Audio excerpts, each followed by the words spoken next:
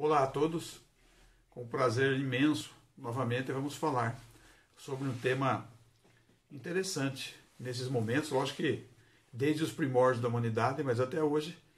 Então nós vamos falar um pouquinho sobre a fé nos tempos de transição. Mas antes de falarmos sobre isso, gostaria de convidar a todos para que elevemos o nosso pensamento, agradecendo a Deus, ao Mestre Jesus, pela bendita oportunidade concedida a todos nós. A nossa oportunidade de desenvolver o nosso pensamento, a nossa intelectualidade, através dos ensinos das leis de Deus, da exemplificação do Cristo em seu Evangelho, a fim de que encontremos cada vez mais ferramentas eficazes para o nosso processo de renovação e transformação moral, promovendo em cada um de nós motivações cada vez mais sérias, cada vez mais comprometidas e mais facilitadoras do nosso caminhar evolutivo de retorno ao seio de Deus, nosso Pai. Que assim seja. Como eu estava dizendo, vamos falar da fé nos tempos de transição.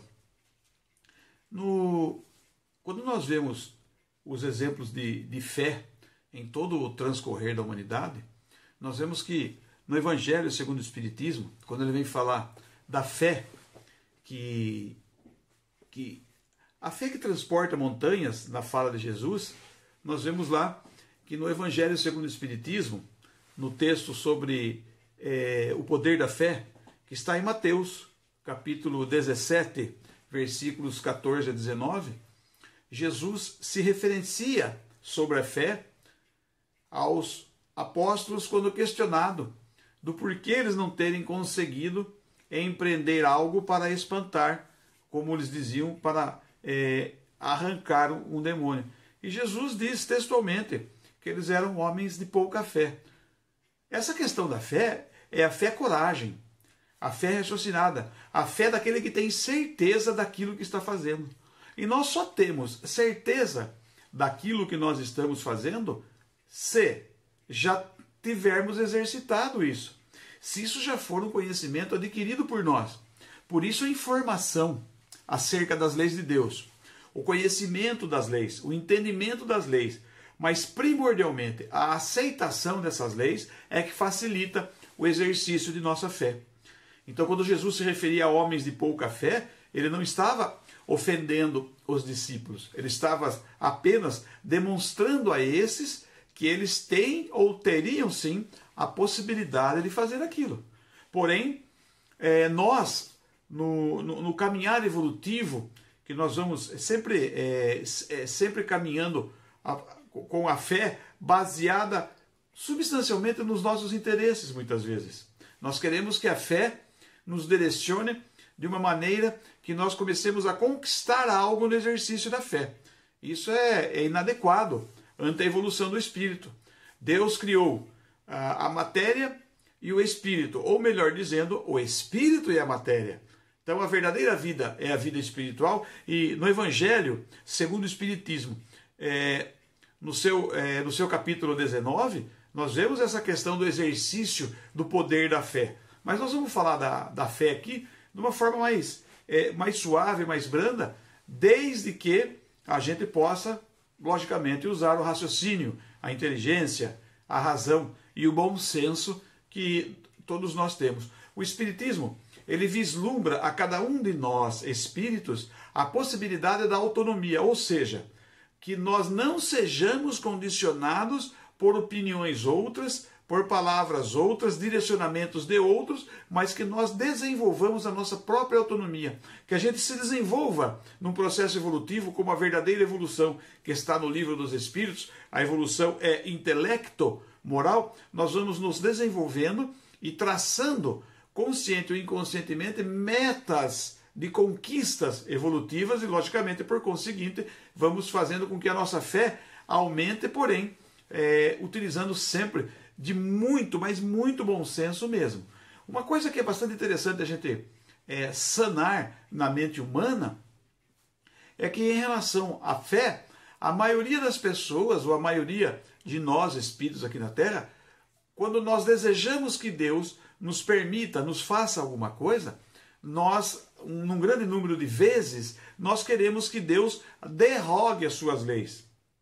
Ou seja, se algo está acontecendo comigo, eu quero que isso se modifique sem que eu me esforce, é uma derrogação da lei de Deus.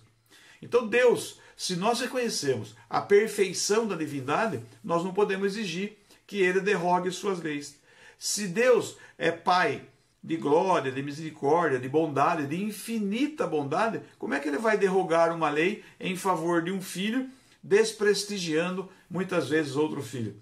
Isso é porque nós, motivados pelos nossos medos, pelos nossos desejos e, logicamente, por algumas vicissitudes, principalmente estruturadas no orgulho e no egoísmo, nós queremos que as coisas sejam de acordo com aquilo que nós queremos, sem que avaliemos se aquilo que nós queremos é verdadeiramente aquilo que nós precisamos, aquilo que é necessário para a nossa evolução e ainda mais, vamos mais longe, aquilo que é necessário para a nossa autonomia, que nós tenhamos condições de nos referenciarmos ante a evolução por nós mesmos.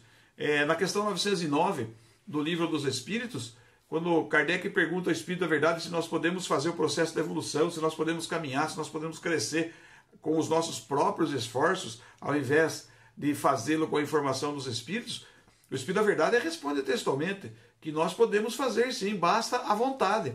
Mas ele faz lá uma lamentação, ele diz, como são poucos os que têm vontade. Essa vontade que ele fala que são poucos é a verdadeira e legítima vontade. Aquela que nós conhecemos e reconhecemos como força de vontade, a dedicação. E nós vemos o exercício da fé desde os primórdios da humanidade, nós vemos que a fé na era mosaica era uma fé consubstanciada em situações humanas mais grosseiras. Por isso tinha aquela situação do olho por olho, dente por dente. Quando Jesus vem e fala do perdão, Jesus vem e fala do amor ao próximo, Jesus vem já demonstrando nos primórdios da lei de causa e efeito, o mundo se revolta muitas vezes contra o Cristo, motivado pelo orgulho naquela época. Porque como é que eu tinha que antes matar o inimigo, praticamente isso, e agora eu tenho que perdoar o inimigo? Isso na era judaica, na influenciação judaica do cristianismo, foi muito complicado. Mas eu vejo que no século XIX, quando surgiu o advento do Espiritismo, o Espiritismo não inventou nada. O Espiritismo não criou nada, apenas desvenda. O Espiritismo, nós não podemos esquecer, nem deixar de destacar, que o Espiritismo é uma revelação. É uma revelação. E como está no capítulo 1 do livro A Gênese, Caracteres da Revelação Espírita, a revelação pode ser uma revelação espiritual ou uma revelação humana. A revelação humana é feita através da inspiração, da intuição, e a revelação espiritual ou a espírita, como fora trazida. Veja bem, a primeira revelação que nós tivemos na era mosaica, que são os 10 mandamentos, é como se fosse uma psicografia. Basicamente, é o exercício da mediunidade. A mediunidade está conosco desde os primórdios da humanidade. A partir do momento da individualização do espírito, ele já começa também a se utilizar da mediunidade. A partir do momento que a intelectualidade é utilizada por nós como direito garantido, nós podemos dizer que a mediunidade também, assim como as outras faculdades que compõem a mente do espírito. Mas esse advento do espiritismo, as descobertas que o Espiritismo traz para nós, as revelações que o Espiritismo traz, eu acho que primordial é aquela condição de que só é fé inabalável a fé que é capaz de encarar a razão face a face em todas as épocas da humanidade. Se nós exercitarmos a nossa fé sem a razão, em algum ponto da nossa evolução, em algum ponto das nossas existências, nós vamos nos frustrar. E essa frustração nos fará ou estacionar ou realizar um salto de aprendizagem, aonde nós deixamos de ter fé somente pela fé, crer só por crer, e passar para um caminho muito mais sólido do início da autonomia, que é usar a fé associada à razão. Então, fé inabalável só é a fé capaz de encarar a razão face a face em todas as épocas da humanidade. Acredito eu que um dos verdadeiros motivos de eu ter aceitado o Espiritismo na minha vida, de eu conviver essa relação da minha individualidade com o Espiritismo foi através dessa frase, da descoberta de como o Espiritismo mostra a fé para nós. Então o Livro dos Espíritos ele passa a ter muita importância. Então quando nós vemos lá os princípios da doutrina espírita, os princípios da doutrina espírita estão lá na introdução do Livro dos Espíritos, onde ele começa no resumo da doutrina espírita, no item 6 da introdução, nós temos lá 33 princípios da doutrina. E aqui eu vou deixar uma dica. Se alguém quiser estudar os 33 princípios da doutrina um pouquinho mais profundo, um pouquinho mais atentamente, pode fazê-lo da seguinte forma. Entra no YouTube, hoje nós estamos aí num universo online maravilhoso, onde nós podemos interagir. Entra lá no YouTube e coloca lá, Kardec Sorocaba. A Sociedade Beneficente Espírita Allan Kardec de Sorocaba, no seu departamento de ensino, tem lá um grupo que faz os estudos e agora futuramente vai colocar esses 33 princípios, além de já estar disponibilizado no YouTube os 33 vídeos, que variam entre 20 e 25 minutos, mas vamos também disponibilizar os 33 mapas mentais, ou seja, o roteiro para o estudo desses 33 princípios, que qualquer pessoa que vai fazer uma aula, uma palestra, vai fazer uma dissertação sobre os princípios, vai poder utilizar esses mapas mentais, fazer as suas anotações, modificar de acordo com a sua maneira, o seu estilo de fala, o seu objetivo, o seu público-alvo, e vai poder usar os mapas mentais. Então, interessante. Repetindo, Kardec Sorocaba. Vai lá no YouTube, Kardec Sorocaba, e vai encontrar lá. E outras novidades haverão de surgir. Por que nós falamos isso? Porque o espírita ele tem a obrigação de conhecer os princípios, porque é o resumo, né, da doutrina, e é algo que é uma lógica racional. A lógica racional da doutrina espírita está lá nos seus princípios. Então, nos princípios vem falar sobre Deus, vem falar sobre a matéria, sobre a união do espírito com a matéria, a nossa relação para com as encarnações, as reencarnações, a desencarnação. São fenômenos estudados pela doutrina que se tornaram princípios, mas não do princípio inventado por uma doutrina, um princípio que existe no plano espiritual, na vida espiritual. A verdadeira vida, a nossa verdadeira vida, é a vida espiritual.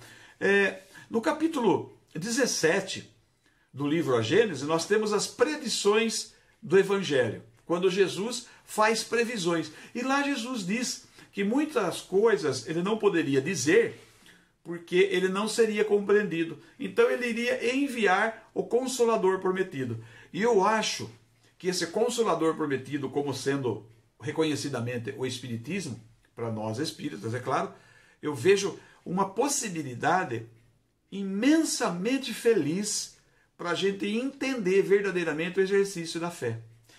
Que conforme nós vamos evoluindo intelecto e moralmente, a nossa fé vai sendo cada vez mais solidificada em termos universais e não em termos das nossas vicissitudes, dos nossos desejos e dos nossos medos. É a fé raciocinada no uso da razão, e essas predições do Evangelho mostram lá logo no estudo do capítulo 17, ele se preparando para adentrar no estudo do capítulo 18 do livro A Gênese, onde vem falar que os tempos são chegados. E esses tempos são chegados, tem dois tópicos lá no livro A Gênese. O primeiro tópico é sinais dos tempos, e o segundo tópico é a geração nova. Então nós estamos recebendo agora, nesse momento, os sinais dos tempos. Todo esse processo pandêmico que nós vivemos são exercícios. Nos sinais dos tempos nós vemos que a população da Terra precisa se renovar. Então quando surgem motivações que levam ao desencarne um grande número de espíritos aqui na Terra, é para que se aproveite a oportunidade para a renovação da população da Terra. O planeta Terra só vai ser melhorado graças à melhora da sua população. E como é que a população melhora? Desencarnando e reencarnando, desencarnando e reencarnando. Então muitos desses nossos companheiros que desencarnam, vitimados pela pandemia talvez, nos momentos pandêmicos que nós vivemos, nos grandes acidentes, nos grandes cataclismos, são espíritos que estão se preparando para retornar um pouco melhor preparados para se especializarem em determinados assuntos para melhorar o planeta, ou, alguns casos, para serem afastados dessa condição de vida que nós temos, para ou virem viver novamente aqui numa condição diferente, ou terem que viver em planos diferentes desse da Terra. Serão aquilo que se chama transmigração. Isso é exercício da fé racional, esse é o exercício da fé que nós compreendemos a lei de Deus. Não existe mal que perdure para sempre. E Deus não castiga ninguém. Ele vai dando as oportunidades. Um exercício grandioso de fé que nós podemos ter é compreender o Espiritismo. Ninguém está na Terra, nós que somos espíritos fazemos muitas brincadeiras com relação ao pagamento de dívidas, mas ninguém está na Terra para pagar dívidas. Nós estamos na Terra para acender a nossa luz. Todos nós temos um talento, todos nós temos uma potencialidade, todos nós conquistamos com frequência algo que nos beneficia e nos diferencia daquilo que fomos no passado, ou seja, evoluímos constantemente. A verdadeira evolução é aquela que está lá no Livro dos Espíritos e que a gente chega em conclusão estudando profundamente o Evangelho. A verdadeira evolução é a evolução intelecto-moral. Através da inteligência eu aprendo tudo, eu vou buscando aprender tudo que está no meu entorno. Quando nós estudamos a doutrina espírita, nós estudamos a Gênese, por exemplo, nós descobrimos a essência de nós mesmos, a essência de nós espíritos, a essência do universo, a essência da criação. E vamos tomando conhecimento e a nossa evolução vai tomando forma. Porque daí a intelectualidade se desenvolve, o pensamento, ao invés de afunilar-se, ele cria um poder de abrangência, o pensamento fica muito mais abrangente e nós conseguimos utilizar o desenvolvimento intelectual e exercitando a fé racional, nós vamos melhorando a nossa moral, que não é a moral ética e responsabilidade, mas a moral traduzida do francês, da moral, que significa tudo que se relaciona ao espírito. Então, tudo que se relaciona ao espírito, nós vamos melhorando, nós vamos aumentando a potencialidade, criando situações melhores. Isso torna-se a verdadeira evolução intelecto-moral. Sábio, muito sábio o Espírito da Verdade que vem nos dizer isso. Nós temos a mediunidade na evolução da fé, nós vemos que Moisés, ele já se utilizou da mediunidade. Aqueles que conviviam com Moisés, muitos se utilizaram da mediunidade, mesmo que desconhecendo o fato, e antes de Moisés, tantos outros utilizaram. No livro Missionários da Luz, André Luiz diz que a mediunidade, na época dos homens da caverna, acontecia assim. O ser humano, a espécie humana, muito no início do seu desenvolvimento intelectual, o ser humano dormia e, quando dormia, recebia informações dos espíritos mais evoluídos durante o sono. Isso acontece conosco ainda hoje. Talvez a gente precise prestar mais atenção para aprender. Mas no homem, na época do homem mais selvagem, ele dormia, os espíritos o orientavam, no outro dia ele lascava uma pedra e fazia uma ferramenta. Ele desenvolvia algumas coisas para a sua alimentação, para a sua vestimenta, recebendo informações de outros mais evoluídos. E esses mais evoluídos estavam naquilo que nós chamamos erraticidade, estavam desencarnados. Mas veja que o homem, mesmo naquela época, quando fez a idade da pedra, a famosa idade da pedra lascada, a pedra foi lascada como ferramenta. E o homem já começou a fazer a utilização também como arma para sua defesa contra os animais e às vezes para atacar outros homens. Nós vemos quando o trinitronitroetileno, o TNT, foi desenvolvido no nosso planeta para ajudar nas construções de estradas, nas construções civis, para ajudar a demolir grandes rochedos, a abrir espaços entre montanhas. Algum homem foi lá e também viu a potencialidade daquela explosão e começou a utilizar também como armas. Santos Dumont, quando desenvolveu o avião, pensava em transporte, em velocidade do transporte humano, e alguém foi e utilizou o avião também como arma. Então nós vemos que a nossa fé, ela consubstancia-se em nós, jamais alguém vai deixar de ter fé. Aqueles que se dizem ateus, por que será que são ateus? Daqui a pouco nós vamos falar um pouquinho disso. Mas a fé sempre estará conosco. E por isso nós às vezes nos desviamos com o exercício da fé, mas lá na frente nós vamos retornar, ou na Terra ou em outros mundos. É bastante interessante que a evolução da mediunidade, ela sempre vai estar associada à nossa condição de fé, aquilo que nós temos de relação para com a divindade e para com os espíritos, nossos companheiros. No livro O Espírito e o Tempo, de Herculano Pires, ele traz uns conhecimentos muito interessantes. Por exemplo, ele diz que o sueco Swedenborg, que trouxe um conhecimento do espiritualismo em períodos anteriores a Kardec, Herculano Pires, com uma visão quase que profética, vamos dizer assim, ele diz que Swedenborg, quando ele trouxe o conhecimento do espiritualismo, foi como se fosse uma grande nebulosa. Como uma grande nebulosa deu origem à nossa galáxia. Uma grande nebulosa do espiritualismo surgiu e ele veio salientar com muita propriedade, com muita felicidade, exercício da fé na sociedade, que o espiritismo é como se fosse a condensação de uma estrela nessa nebulosa. E que ainda hoje nós recebemos informação da nebulosa mesmo vivenciando essa estrela chamada espiritismo. Por isso muitas pessoas querem colocar ensinamentos diferentes do espiritismo no espiritismo, porque recebem informações dessa nebulosa, que deveriam estar consubstanciadas na nossa intelectualidade, no nosso pensamento, no nosso conhecimento, como os primórdios do desenvolvimento da nossa espiritualidade. Mas que ainda hoje, por desatenção, por desalinho ou por qualquer outro motivo da nossa conduta moral, nós queremos trazer informações místicas dentro da doutrina espírita. O espiritismo não é místico. E nesse mesmo livro, Herculano diz que o período profético da mediunidade é que fez com que surgissem muitas situações místicas. E nós vemos quando as manifestações mediúnicas, as comunicações mediúnicas, elas têm um teor de algo profético, elas verdadeiramente são de teor místico, ou o ser humano leva para a mística. Interessante, fica a dica. Se alguém quiser estudar, o livro O Espírito e o Tempo, de José Herculano Pires. O nosso companheiro José Herculano Pires foi jornalista, poeta e filósofo, e grande defensor da fidelidade doutrinária do espiritismo no movimento espírita.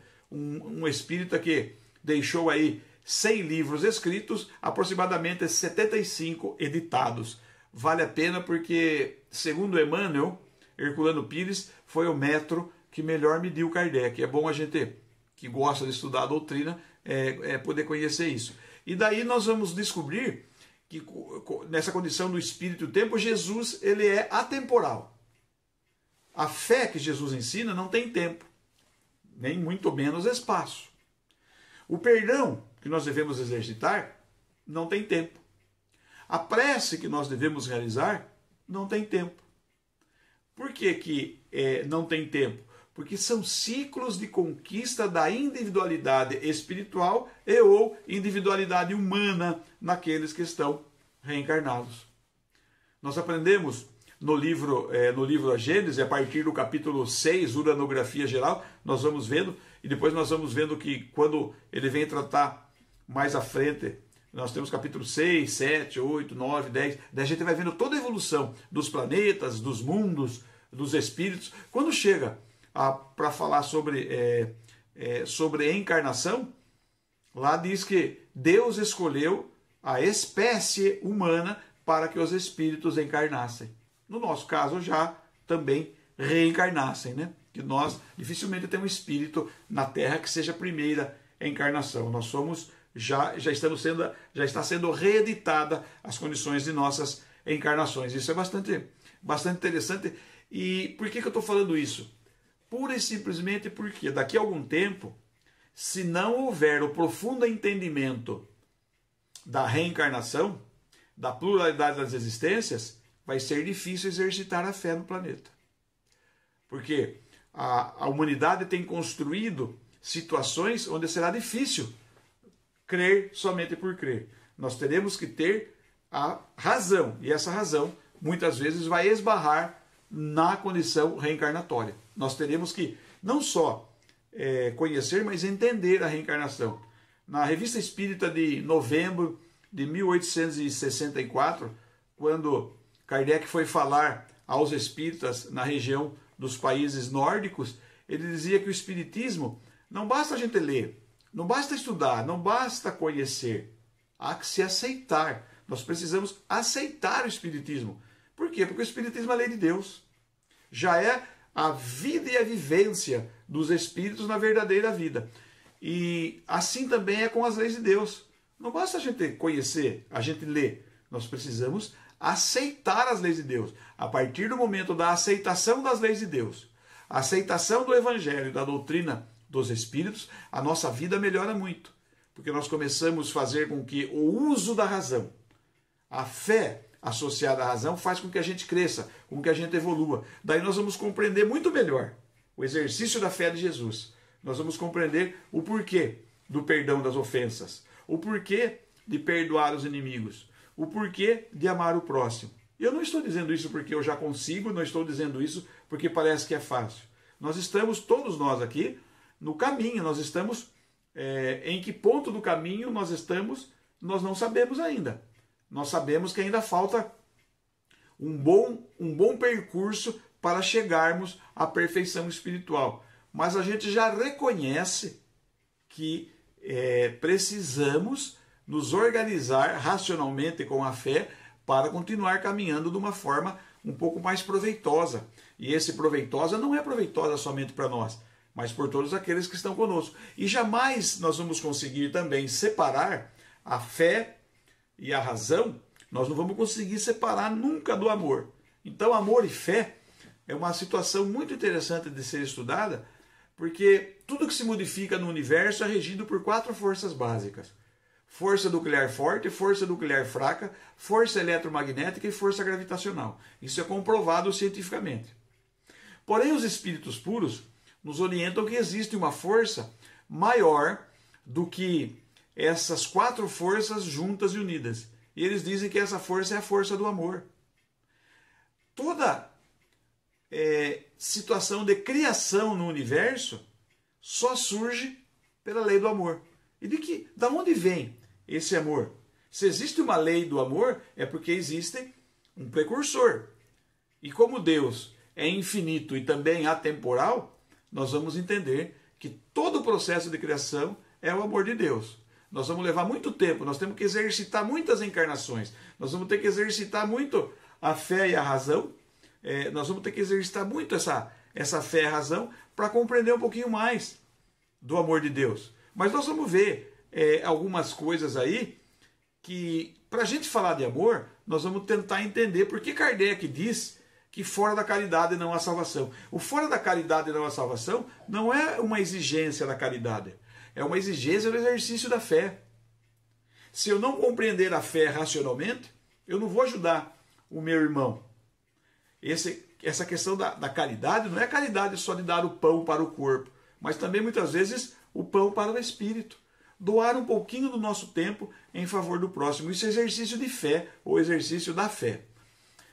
Às vezes eu ouço as pessoas dizendo assim, algumas pessoas dizendo, eu trabalho para Jesus. Eu nunca vi Jesus dizer que a gente precisava trabalhar para Ele. Eu acho que um exercício de fé raciocinada significa a gente dizer assim, eu quero trabalhar com Jesus. E todo ser humano, quando realiza uma tarefa de caridade, ele tem a verdadeira sensação de estar trabalhando com Jesus e não para Jesus. Jesus não precisa do nosso trabalho. Ele já conquistou a sua condição evolutiva por si mesmo. Nós precisamos unir os nossos esforços, unir a nossa fé, o nosso pensamento, a nossa positividade, a nossa alegria de viver para vencer os desafios. Os desafios de um momento transitivo como esse, da transição que o planeta passa, os desafios de condição de doenças, de acidentes geográficos, seja lá do que for, dos grandes cataclismos, nós precisamos da união. E o que faz com que a gente se una é um pouquinho do amor ao próximo, a associação da fé junto com esse amor para a prática da caridade. A prática da caridade faz com que a gente desenvolva melhor as nossas particularidades intelectuais, mas também faz com que a gente se interesse pelo saber. Quanto mais eu sei, mais eu posso fazer. Então eu tenho um amigo que nas suas preces ele diz assim: rogo a Deus, mantenha acesas em nossos corações as chamas da sede do saber. Aquele que tem uma chama da sede do saber em seu coração, mesmo que separado da fé, haverá de unir-se à fé, com toda certeza. Porque o coração iluminado pela sede do saber é um coração que busca, que tem foco, que sabe que as coisas não acontecem por si. É necessário que a gente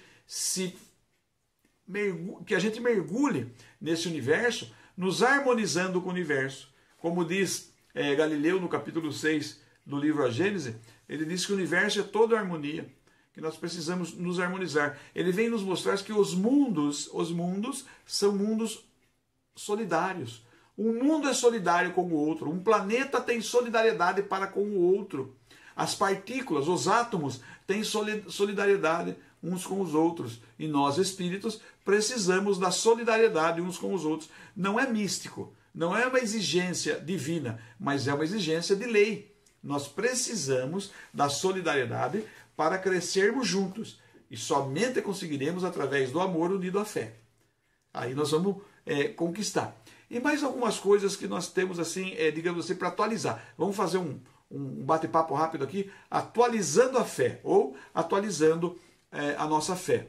Tudo o que acontece no mundo e tudo que acontece conosco, às vezes as pessoas têm muita reclamação, às vezes lágrimas até desnecessárias. Eu lembro bem que André Luiz diz que o que nos deixa doentes não são as preocupações, mas sim as preocupações das preocupações. E tem gente que tem um problema, cria uma quantidade enorme de problemas em torno de um só. São esses que nos deixam doentes. É só estudar um pouquinho de doutrina espírita e um pouquinho de psicossomática. E Joana de Ângeles diz que a gente deve ter, então, uma conformação dinâmica. O que é a conformação dinâmica? Eu sei que está acontecendo algo comigo, me conformo com o que está acontecendo, mas faço alguma coisa para mudar a história, para crescer, para evoluir, para caminhar. Então, algumas coisas que nós precisamos para atualizar essa condição da nossa fé. Primeiro de tudo é esclarecimento.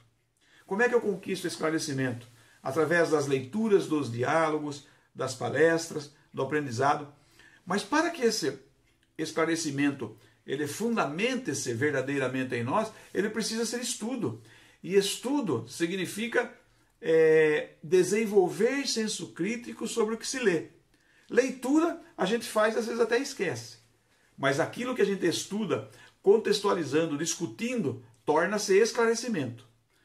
Chico Xavier, algum tempo antes dele desencarnar, ele foi procurado por um pessoal de reportagem, e alguém disse a ele, como se ele fosse um grande profeta, perguntaram a ele qual será o remédio do terceiro milênio. E logicamente intuído por Emmanuel, ele disse que o maior remédio para o terceiro milênio seria o esclarecimento. Então, quantas libertações o esclarecimento traz? Quantos desapegos o esclarecimento traz? Quantos desejos de crescimento, de evolução, de aumentar a fé, de amar o próximo, de fazer a caridade, o esclarecimento é capaz de trazer. Ou seja, o esclarecimento faz com que tornemos-nos dinâmicos. Nós deixamos de passar em períodos de estagnação e somos dinâmicos, constantemente dinâmicos pelo conhecimento adquirido que se torna, logicamente, esse esclarecimento. Daí nós vamos entender que nós temos duas evoluções a analisar. Nós temos uma evolução ideal. No nosso caso, aqui no planeta Terra, a nossa evolução ideal é a evolução crística. Chegar à evolução de um espírito como Jesus Cristo. Essa é a nossa condição de evolução ideal. É o ideal da nossa evolução. Mas nós temos uma limítrofe que chama-se evolução real. A evolução real é aquela que eu sou capaz de realizar. É aquilo que eu consigo. Eu não vou conseguir além das minhas forças. E eu só vou transcender essas forças pelo exercício da fé, do amor e da caridade. Então nós não podemos reclamar, poxa, eu não consigo, eu não estou conseguindo chegar na evolução de Jesus. Mas nós não vamos dormir como estamos hoje e acordar como Cristo amanhã. Nós temos que entender que a nossa evolução real está intrinsecamente ligada à nossa condição evolutiva. E nós vamos melhorar a evolução primeiro com o esclarecimento e depois com o exercício da fé, do amor e da caridade. Interessante isso, né? Deus prevendo, projetando uma evolução para a sua criação plausível e que vai acontecer, desejemos nós ou não. As motivações serão diferenciadas de acordo com o potencial de cada um, mas nós haveremos de chegar lá. Para que então surja um fenômeno chamado entendimento. Quando eu entendo, o esclarecimento que eu recebo é porque eu exercitei. Na minha condição de evolução real, no balanço com a evolução ideal, eu faço um exercício. E nesse exercício eu entrego as minhas melhores potencialidades, as minhas melhores forças para a minha evolução e contribuir com a evolução do próximo. Isso é exercício de fé também. E daí, conforme o entendimento que a gente chega, depois desse entendimento nós chegamos à aceitação. Aceitação, como eu já disse lá no início, aceitação das leis de Deus, aceitação do Evangelho e aceitação do Espiritismo. Eu ouço muitas vezes em devotos de outras religiões, seguidores de outras religiões, e até mesmo no Espiritismo, quando surge o desencarne de um parente, a falta da compreensão da fé. Não é falta de fé, a falta da compreensão. Todos nós entendemos que Deus é perfeito. Todos nós, então, entendemos que Deus não erra. E questionamos a divindade quando um parente nosso, um ente querido, desencarna. Esse questionamento não é falta de fé. É falta da compreensão da verdadeira fé. Está faltando para nós a razão. Porque para nós espíritas essa razão é um pouco mais fácil. Aquele que está passando pelo desencarne apenas percebe que seu corpo morre, mas que o espírito pode continuar a sua evolução. Feliz aquele que cumpre as suas responsabilidades aqui na Terra e quando desencarna começa a andar com passos mais largos rumo à evolução. Se a gente for estudar muito bem, com particularidade, o fenômeno da morte no Livro dos Espíritos, tem hora que dá vontade de fazer com que o corpo morra antes, mas a gente sabe que não pode. O único crime inafiançável, segundo Emmanuel, o único crime inafiançável perante a lei de Deus é o suicídio. Nós temos que viver o máximo que pudermos. Mas quando a morte atinge o corpo de um ente querido nosso, nós temos que agradecer a Deus por ter nos permitido conviver com ele. E isso é aceitação, é compreensão. Podemos chorar, podemos sofrer pela saudade, cada qual de acordo com o seu conhecimento, seu esclarecimento, as suas potencialidades, mas o que nós não podemos esquecer da fé é a capacidade que nós temos de fé. Nós não acreditamos, mas Deus acredita e Jesus também. Tanto que Jesus dizia, vai e não peques mais, ou seja, muda seu pensamento, que a coisa vai ficar melhor. E quando ele dizia, vai que a tua fé te curou. Jesus nunca disse que curou ninguém. Vai que a tua fé te curou. Então nós somos capazes sim.